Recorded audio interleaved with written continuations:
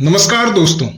स्वामी विवेकानंद ने अमेरिका के शिकागो की धर्म संसद में 1893 में एक स्पीच दी थी, जिसके बाद एक अमेरिकन अखबार द न्यूयॉर्क हेराल्ड ने लिखा था, इसमें कोई शक नहीं कि इस पार्लियामेंट ऑफ रिलीजन्स में स्वामी विवेकानंद सबसे महान व्यक्ति हैं। उनको सुनकर हमें ऐसा महसूस होता है कि ऐसे विद्वान देश में धर्म प्रचार के लिए मिशनरी भेजना एक बेवकूफी होगी। धर्म संसद में स्वामी विवेकानंद जी के इस भाषण पर आज भी हम भारतीयों को गर्व होता है। कहते हैं इस भाषण ने पूरी दुनिया के सामने भारत की छवि बदल दी।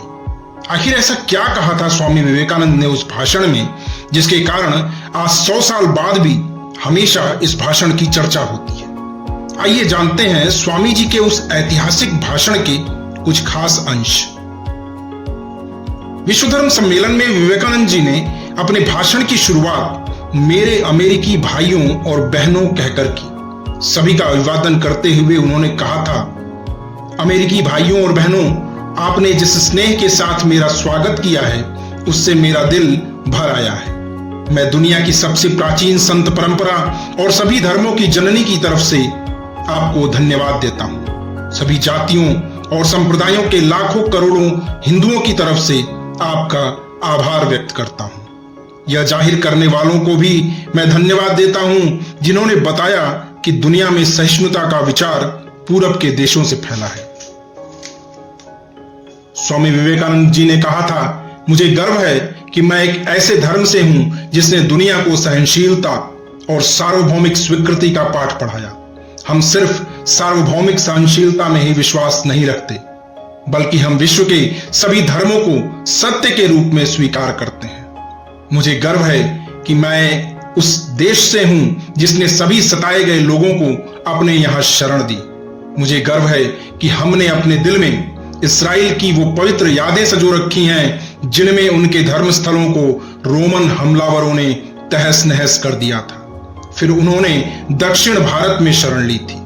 मुझे गर्व है कि मैं एक ऐसे धर्म से हूं जिसने पारसी धर्म के लोगों को शरण दी और लगातार अब भी उनकी मदद कर रहा है। स्वामी जी ने कहा, मैं इस मौके पर वह श्लोक सुनाना चाहता हूं जो मैंने बचपन से याद किया और जिसे रोज करोड़ों लोग दोहराते हैं। जिस तरह अलग अलग जगहों से निकली नदियां अलग अलग रास्तों से होकर आखिरकार समुद्र में मिल जाती हैं, ठीक उसी तरह मनुष्य अपनी इच्छा से अलग अलग रास्ते चुनता है।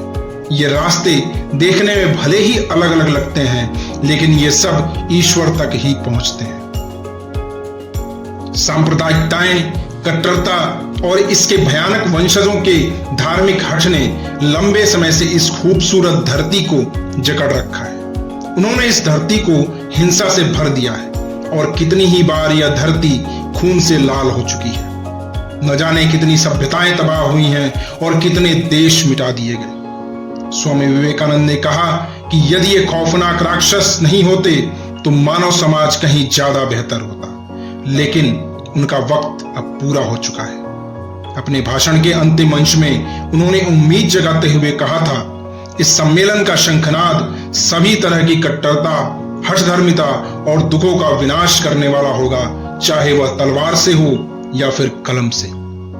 कहते हैं कि स्वामी जी के इस भाषण के बाद कम्युनिटी हॉल कई मिनटों तक तालियों की गड़गड़ाहट से गूंजता रहा। शिकागो में स्वामी विवेकानंद द्वारा दिया गया यह भाषण आज भी भारतीयों को गर्व से भर देता है।